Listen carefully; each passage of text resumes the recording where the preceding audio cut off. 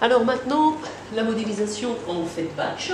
Donc, dans la modélisation en fait batch, ou dans le fonctionnement en fait batch du fermenteur, il y a du substrat qui va rentrer avec au flux F indice IN, et en revanche, rien ne sort, ni substrat, ni biomasse.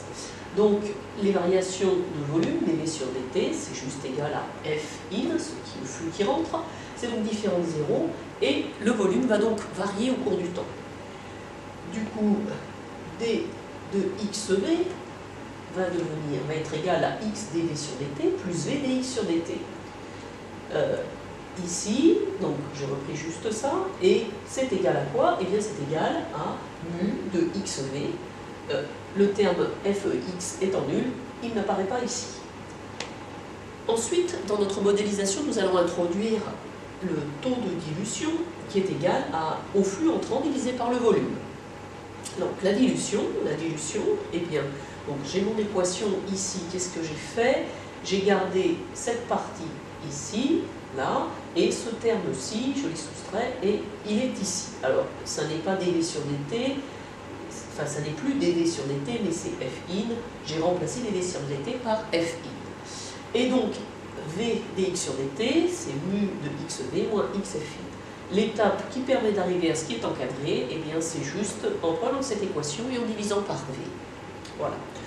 On procède exactement de la même manière pour ce qui concerne le substrat, donc de la même façon, dérivation d'un produit, eh bien c'est S dV sur dt plus V ds sur dt.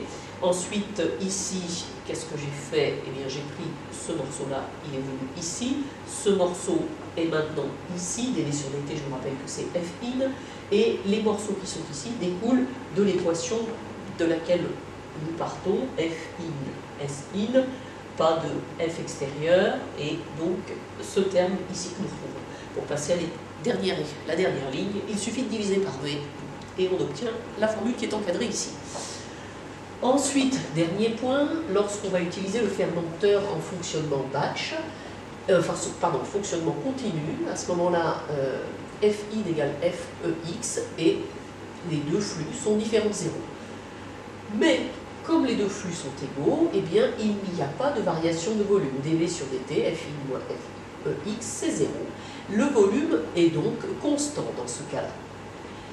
Comme précédemment, je regarde la dérivée donc, du produit, mais là, c'est V dx sur dt plus x dv sur dt, mais c'est nul, donc je n'ai que ce terme. De la même façon, pour le substrat, je n'ai que le terme ds sur dt. En introduisant toujours mon taux de dilution, F in sur V, on obtient ces équations-là. Donc là, il suffit de prendre l'équation qui est ici. Ici, on utilise le fait que Ex égale F in, okay, et on divise par V, donc on obtient ainsi la dilution. Voilà pour la première équation. La deuxième, il suffit de reprendre ceci, utiliser le fait que Fex et Fe in, et on obtient cette relation-ci. Voilà. Donc maintenant, nous voilà avec, dans le cas batch, une équation différentielle, une équation algébrique pour trouver S.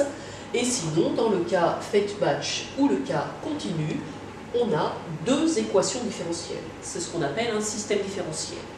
On va voir ensuite comment étudier ces systèmes, et en particulier, on s'intéressera à ce qu'on appelle les états stationnaires du système.